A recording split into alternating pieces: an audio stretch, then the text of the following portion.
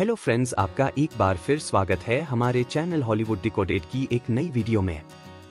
आज हम जिस मूवी के बारे में बात करेंगे उसका नाम है वेनम द लास्ट डांस। तो बिना किसी देरी के इस कमाल की मूवी के एक्सप्लेनेशन को शुरू करते हैं। मूवी की शुरुआत होती है क्लिंटार से। इसके अंदर बहुत सारे सिम्बियोट्स होते हैं। इन सभी सिम्बियोट्स के बीच में नल बैठा होता है जो कि इन सभी का गॉड है। लेकिन इस समय नल कैद है क्योंकि उसके हाथ पैर और शरीर को उसके चारों ओर के सिम्बियोट्स ने जकड़ रखा है। वह कहता है, मैं नल हूं, डार्कनेस का भगवान, और मैंने ही सिम्बियोट्स प्रजाति को पैदा किया। नल बताता है कि कई साल पहले वह अपने अंधेरे के साम्राज्य में था, लेकिन अचानक एक दिन रोशनी आई और उसने उसका अंधेरा साम्राज्य छीन लिया। इसके बाद उसके बनाए सिम्बियोट बच्चों ने भी उसे धोखा दिया और उसे पकड़कर इस क्लिंटार में कैद कर दिया। नल आगे कहता है कि इस कैद से निकलने के लिए उसे कोडेक्स चाहिए, क्योंकि यही एक चीज है जो उसे आजाद कर सकती है। यहाँ इस क्लिंटार में नल के साथ उसके सिम्बियोट्स के अलावा कई सारे जेनोफेज भी होते हैं। ये जेनोफेज ऐसे क्रिएचर्स हैं जो सिम्बियोट्स को मारकर खाते हैं। सालों पहले जब सिम्बियोट्स नल के खिलाफ हो गए थे, तब उन्होंने मिलकर उसे कैद किया था, लेकिन ये जेनोफेज अब भी नल के वफादार हैं। नल अपने जेनोफेज को आदेश देता है कि वे यूनिवर्स के कोने कोने में फैल जाएं और सभी ग्रहों पर जाकर कोडेक्स को खोजें। जैसे ही उन्हें कोडेक्स मिलेगा, उन्हें उसे नल के पास लाना है ताकि नल कोडेक्स की मदद से आजाद हो सके।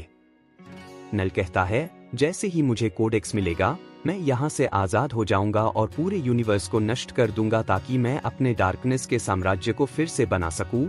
यह कहकर नल अपने चारों ओर कई सारे पोर्टल्स खोल देता है और सभी जेनोफेज को यूनिवर्स के अलग अलग ग्रहों पर भेज देता है ताकि वे सभी कोडेक्स खोज सकें। अब नेक्स्ट सीन में हम एडी ब्रॉक को देखते हैं, जो उसी बार में बैठा होता है जहां वह स्पाइडरमैन नो वे होम में बैठा था। यहाँ पर एडी ब्रॉक एमसीयू के हीरोज के बारे में जानने की कोशिश कर रहा होता है और यहाँ बारटेंडर से ये भी सुनता है कि इस यूनिवर्स में थानोस नाम का एक विलन आया था जिसने आधे यूनिवर्स को 5 सालों के लिए गायब कर दिया था। अब इसके बाद हम देखते हैं कि एडी ब्रॉक अपने वेनम सिम्बियोट के साथ अपने यूनिवर्स में वापस लौटने की कोशिश करता है, क्योंकि इसी समय डॉक्टर स्ट्रेंज अपना जादुई स्पेल कास्ट कर रहा होता है।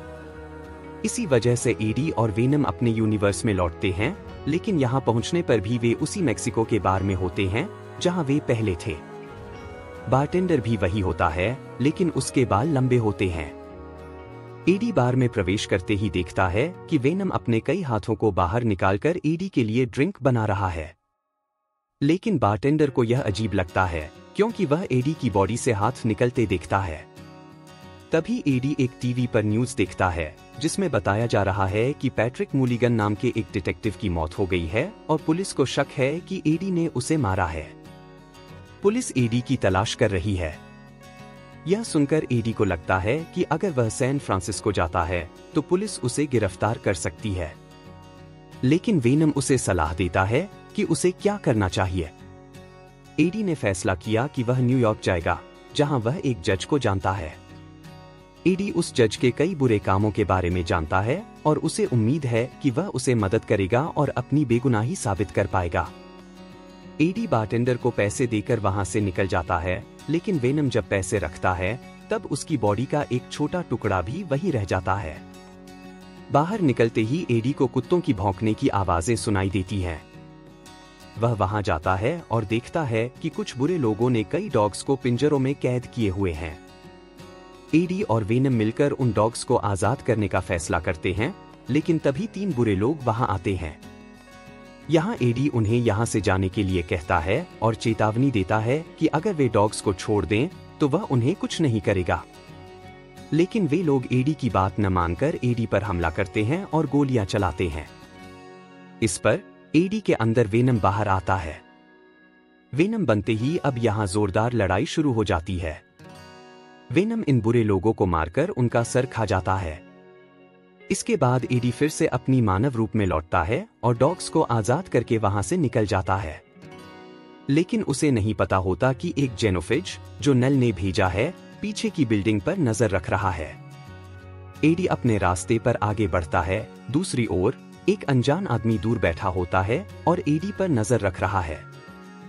सीसीटीवी कैमरों के जरिए वह एडी की गतिविधियों पर नजर रखता है और कहता है एडी ब्रॉक अब बाहर आ चुका है और इसी कारण अब उसे पकड़ने का समय आ गया है। इसके लिए एक अनजान आदमी जनरल रेक्स को फोन करता है और उससे कहता है कि वह एडी को पकड़ ले। इससे हमें पता चलता है कि यह आदमी एडी ब्रॉक और वेनम दोनों के बारे में जानता है।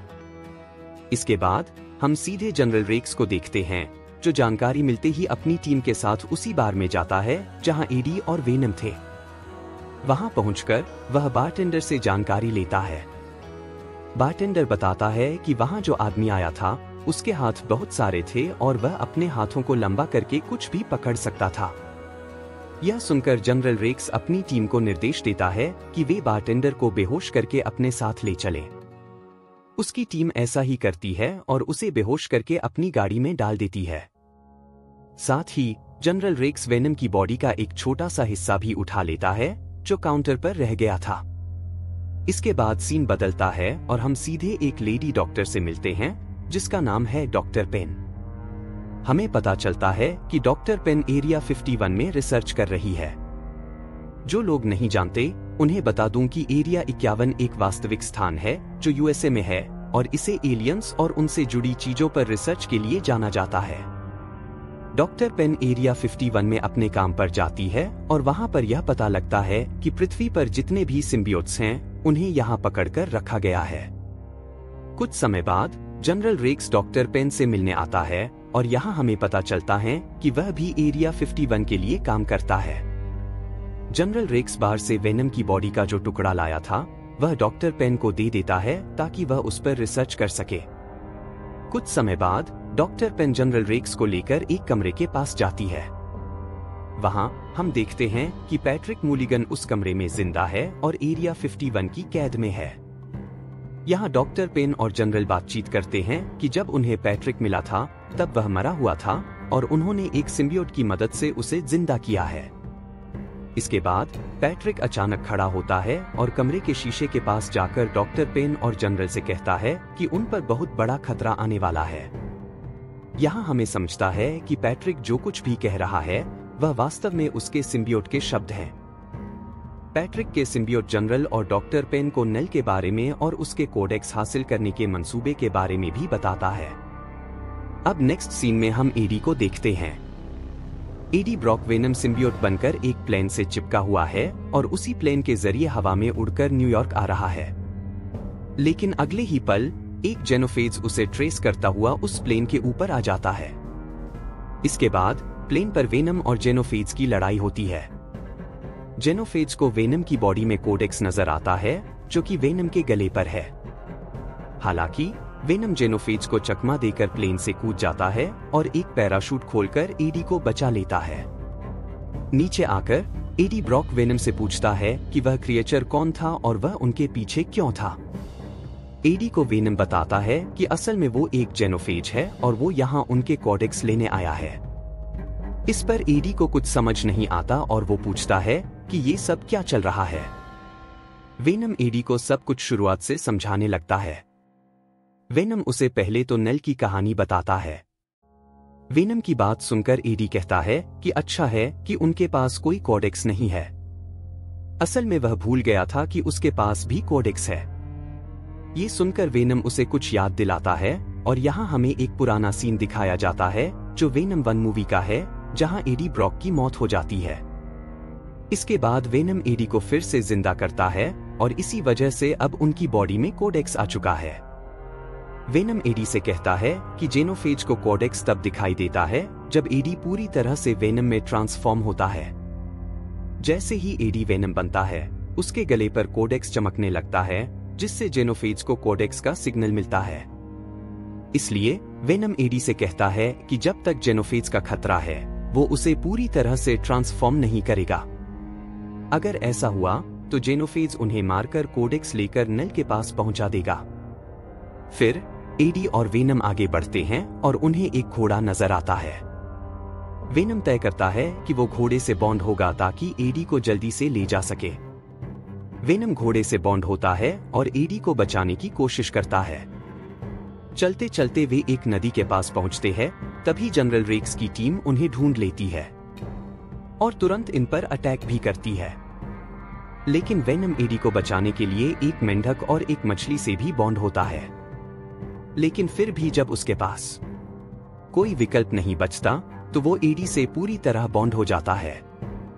वेनम के ऐसा करते ही जेनोफेज वेनम को ट्रैक कर लेती है और तेजी से उसकी ओर बढ़ती है। जैसे ही जेनोफेज वहां पहुंचती है, जनरल रेक्स की टीम उससे डर जाती है और फायरिंग करने लगती है।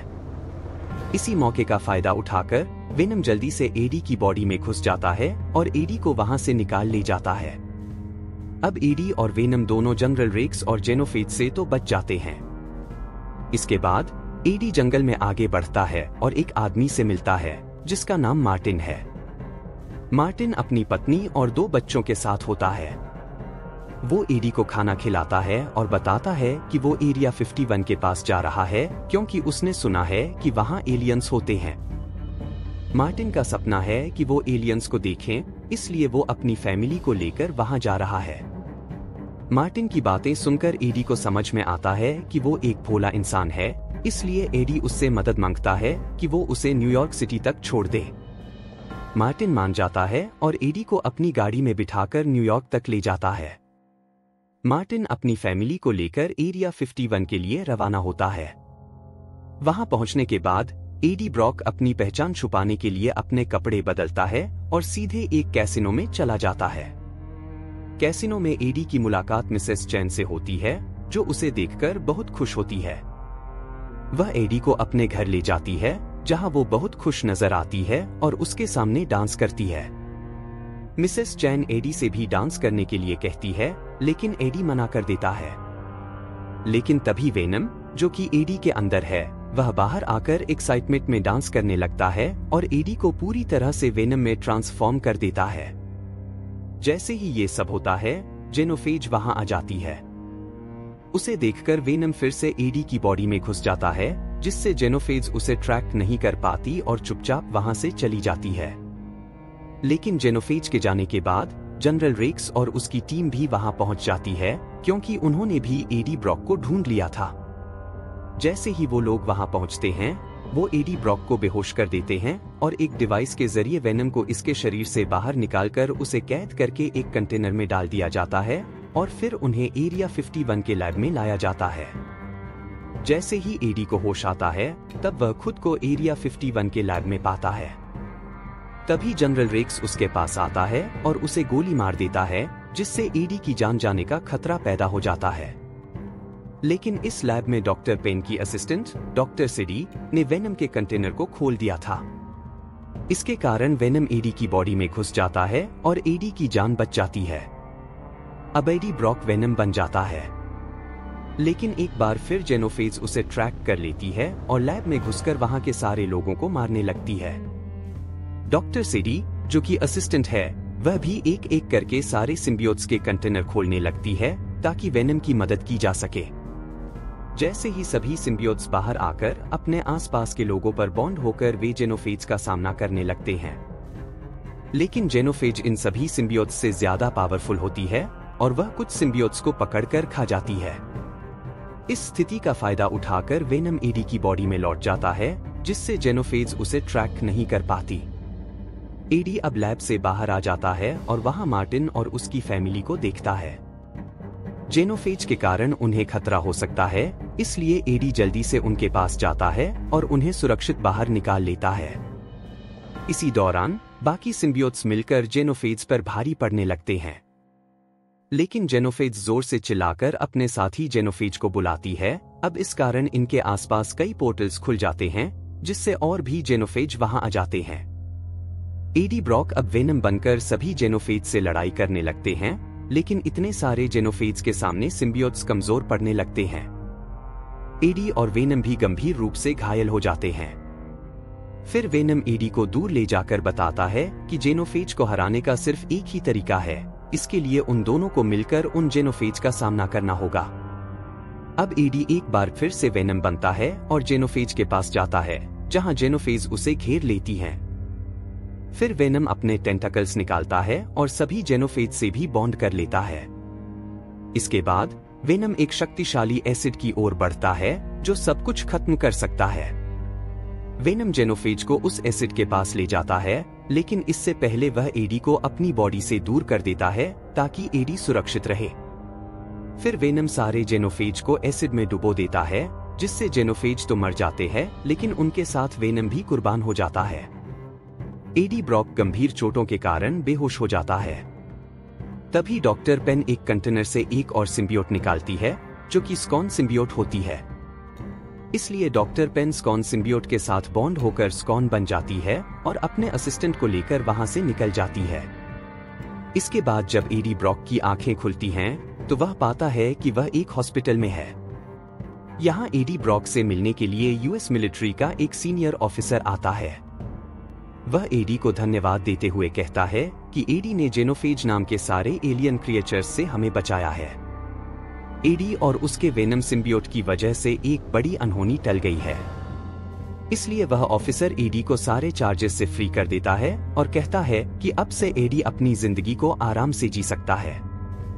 इसके बाद के सीन में हम देखते हैं कि एडी अपनी जिंदगी सामान्य तरीके से जीने लगता है, लेकिन उसे अपने वेनम सिम्बियोट की बहुत याद आती है। और इसी के साथ मूवी खत्म हो जाती है।